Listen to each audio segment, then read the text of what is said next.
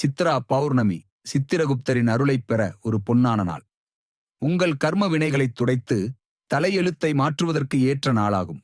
சித்ரா பௌர்ணமியில் புனித நதிகளில் நீராடி விரதமிருந்து தானங்கள் செய்து சித்திரகுப்தரை வழிபடுங்கள். உங்கள் பாவங்கள் நீங்கி நன்மைகள் பெருகும். இந்த நாளின் மகிமை என்னவென்று தெரிந்து கொள்ளலாம். சித்திரகுப்தர் மனிதர்களின் பாவ புண்ணிய கணக்குகளை எழுதும் கடவுள். சித்ரா பௌர்ணமி அன்று புனித நதிகளில் நீராடி கோயில்களுக்கு சென்று விரதம் இருந்து சித்திரகுப்தரை வழிபட்டால் கர்ம வினைகள் நீங்கும் என்பது நம்பிக்கை. அன்று தானம் கொடுப்பது, ஏழைகளுக்கு உதவுவது போன்ற நல்ல செயல்களைச் செய்வதன் மூலம் சித்திரகுப்தரின் அருளை பெறலாம். அன்று கோயில்களுக்குச் செல்வது, கிரிவலம் செல்வது, புனித நீராடுவது, தானம் செய்வது போன்ற செயல்கள் நல்ல பலன்களைத் தரும்.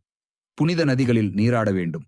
கோயில்களுக்குச் சென்று சித்திரகுப்தரை வழிபட வேண்டும். விரதம் இருக்க வேண்டும். ஏழைகளுக்கு தானம் செய்ய வேண்டும். நல்ல செயல்களைச் செய்ய வேண்டும்.